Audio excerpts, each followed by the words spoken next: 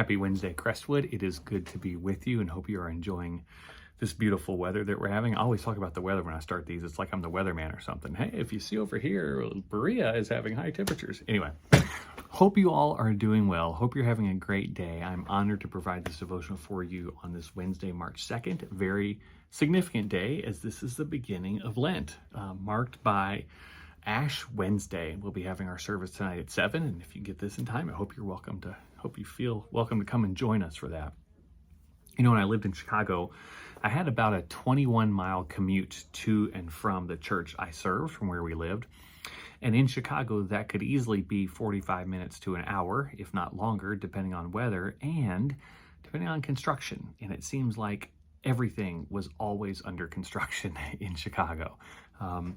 And I always would hate to see that. Driving down the street and I would see an orange sign in the distance and I would think, oh boy, this isn't going to be good. And I'd get closer and I'd get closer and there would be a sign that says under construction. And I knew it was going to take me a lot longer to get where I was going. But what I like about that is the thought that, aren't we all under construction?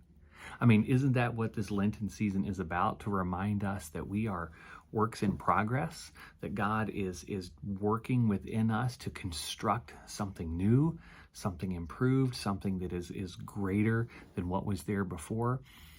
What the season of Lent reminds us is that we are thoroughly human. All the good things that means, but also all the things that keep us separated from God.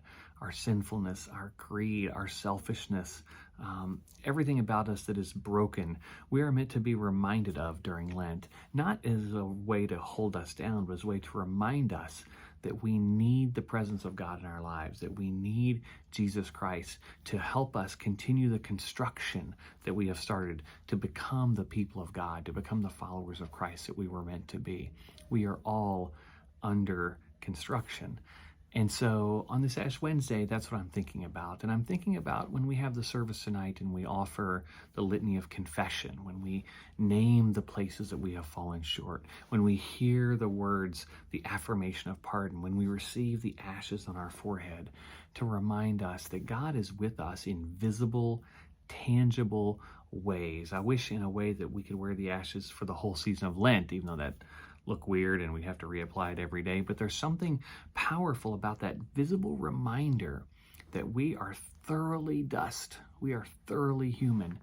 And yet we are claimed by God and called by Jesus Christ to be perfect as our God in heaven is perfect. And Jesus doesn't mean perfect in the fact that we would never mess up or make a mistake, but perfect in that we continue to work to be constructed into the person that God has called us to be.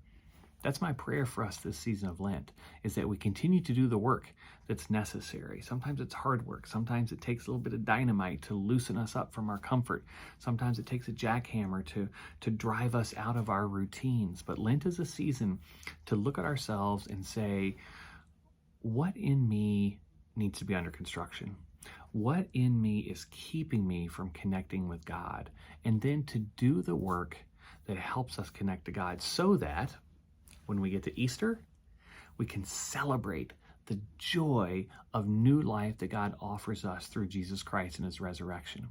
Because Easter is not meaningful for us if we don't do the work of Lent, if we don't do the construction to get to the place where we can truly celebrate that new life. It's like I loved it in Chicago when I pull up one day and that orange sign is gone and this new road is open and I'm like, oh, glory, hallelujah. That's how we should feel on Easter, that there's something new that is being opened up in us. But to get to that, we have to do the work.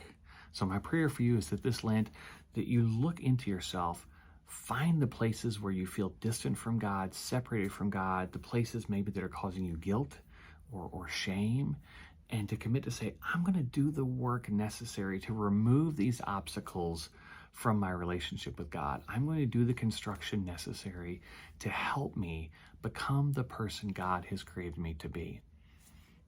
I'm honored to walk that journey with you, and I can't wait to see what new thing is unveiled on Easter. God bless you, Crestwood.